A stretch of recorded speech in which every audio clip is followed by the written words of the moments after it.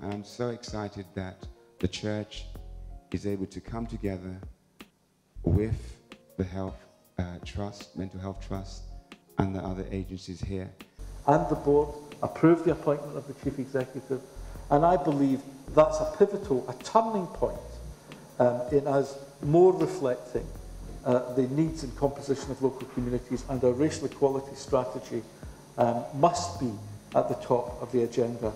My name is John Rafferty and I'm the chairman of the South West London and St George's Mental Health Trust.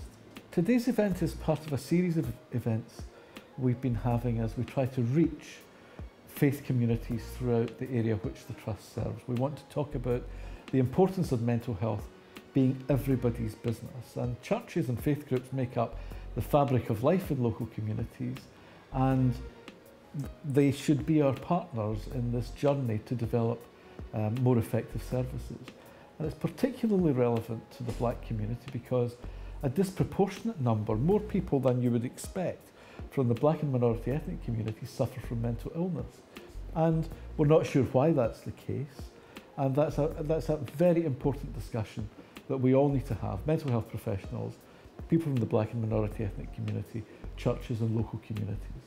And Bishop Mulling said, faith and mental well-being are not competing aspects of human personality, but are essential factors in the life of all human personality. The church is a tremendous institution within black communities. Black majority churches are growing in congregations, in their influence, and a place like the New Testament Assembly Church here tonight is at the heart, is down the road from the Mental Health Trust, very much involved in the community. And my job and my work is about promoting social inclusion of people with mental health problems. That must start in the church, that must start with an awareness about mental health, and how the role of the church can promote that. So tonight is important because it brings those two issues together. Particularly that this trust is based in inner London, and that the services really need to represent the people who live in the borough. And that also, I think, because in family therapy that we're working with families, and I think there are a lot of cultures where to work with a family makes sense. It actually fits with people's ideas about how people can help each other. That people aren't just individuals in their own right, they're actually part of a family group, and that group needs support.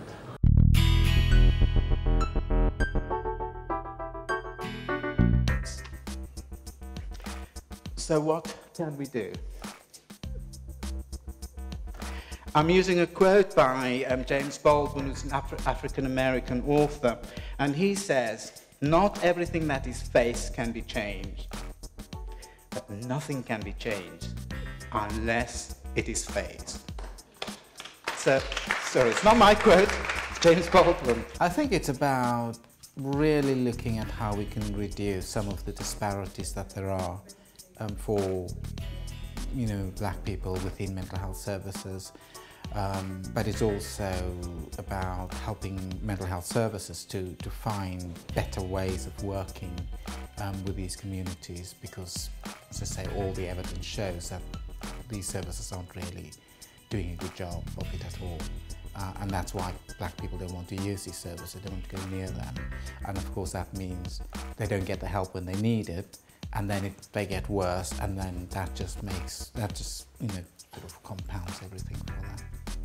I think that the issues are probably common issues across all groups when it comes to mental health, and I think a lot of it is around there's being a huge stigma attached to acknowledging that you have a mental health problem, and that people feel that they should be able to pull themselves together, sort things out for themselves. I think within some groups that degree of stigma is even greater, and clearly for people from many of the black and ethnic minority groupings, they've had very negative experiences of mental health services. So I think that's probably even more so. The fear and the risk of being stigmatised, of being marginalised is even greater. So it's very important that we can show people that services are changing and becoming more responsive. That's what I've worked on.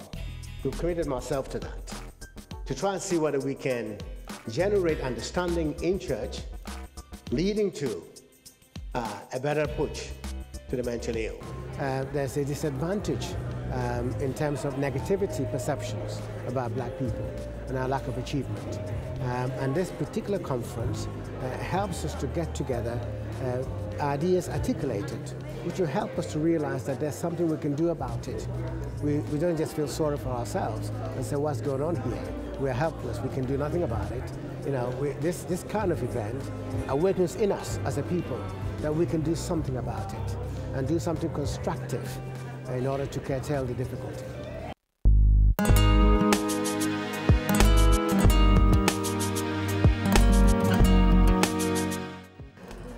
Key issues include treating people with dignity and respect, seeing the person, not the stereotype, working with families and with communities and with users and carers to try and improve services, but also improve society's approach to how people with mental health.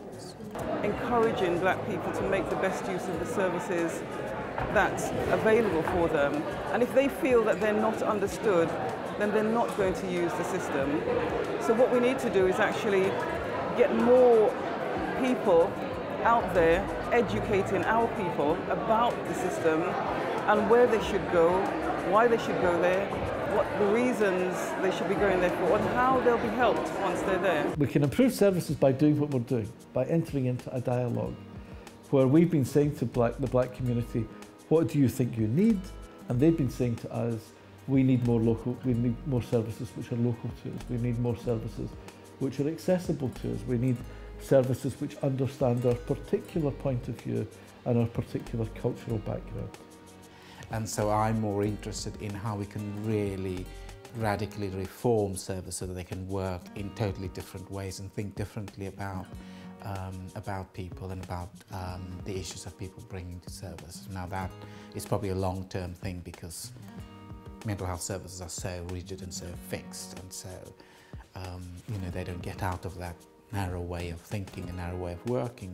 And I think also we can improve it because there's a lot of, I've neglected to say this in the presentation, but there's a lot of evidence that the black voluntary sector actually does quite a lot of work in working with people that speaks to their need and speak to what they want.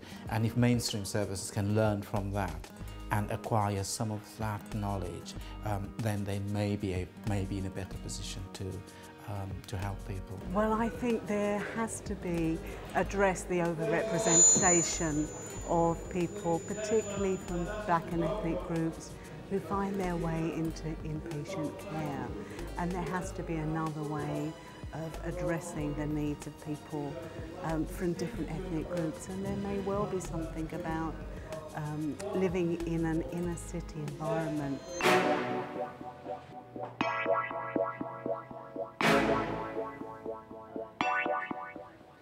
Well, public agencies traditionally have been remote, and public agencies traditionally have done things to communities, provided services for communities, and that's been fine to some extent. But as we go forward, if we're really to address the issues which people face, then we've got to do this in partnership with people in local communities. We've got to deliver services with them, not simply for them. Well, it is important because if you don't do that, if you don't engage that process, it means that those institutions will be working in isolation from one another.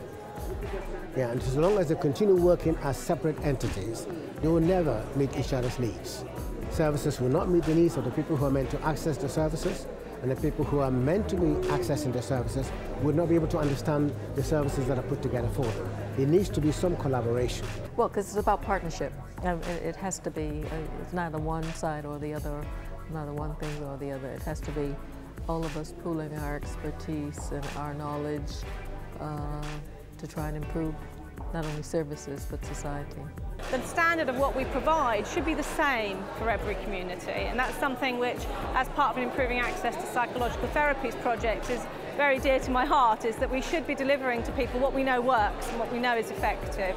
So I think it's how do we get that across to the communities, that this is something that they can access, that they will be treated with dignity and respect. And if we can try and bridge those gaps between those groups, yes, then I think it's really important that we work together, because the problem is not just within the communities, the problem is also within our public services, and so it's to have an approach that looks at both things at the same time. I run an organisation called Black Mental Health UK, and we exist to raise awareness about the issue of the African Caribbean experience of mental health services within the community, and I think the Rigg family would not have had to go through what they went through if this information was around maybe 5 years ago. The fact that we have this conference is all part of a legacy because somebody else, another black man called David Bennett, died in the services over a decade ago. So we welcome the progress. What we would like to see is resources transferred to the community to be able to run services where people don't feel stigmatised. I think a lot more needs to be done. I welcome today's conference as a very good first step, and I welcome the fact that Black Mental Health UK was a part of that. But I really do think that what needs to happen next is resources are transferred into the community so that this sort of work can be sustained.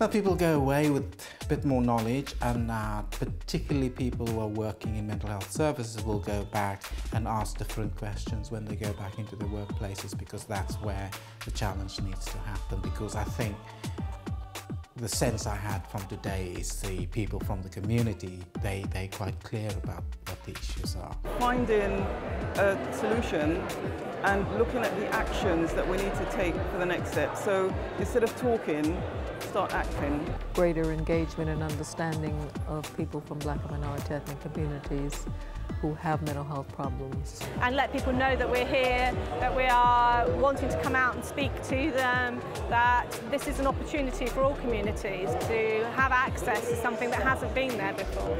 I'm hoping that there will be much more events like this, particularly in our faith community of church, focusing particularly on what churches can do. Yeah, we don't want to just be talking and say, no, I'm going through the issues, and say, well, we understand the issues. We understand the disproportionate representation of black people in mental health services. We understand that there's a problem that young black people are facing. But we know that there's data, sufficient sociological data to confirm all of that. What is the challenge is what we're doing about it. Yeah, we need to take specific action, follow it through, and see it materialize in benefit. And we learn from that and build on that.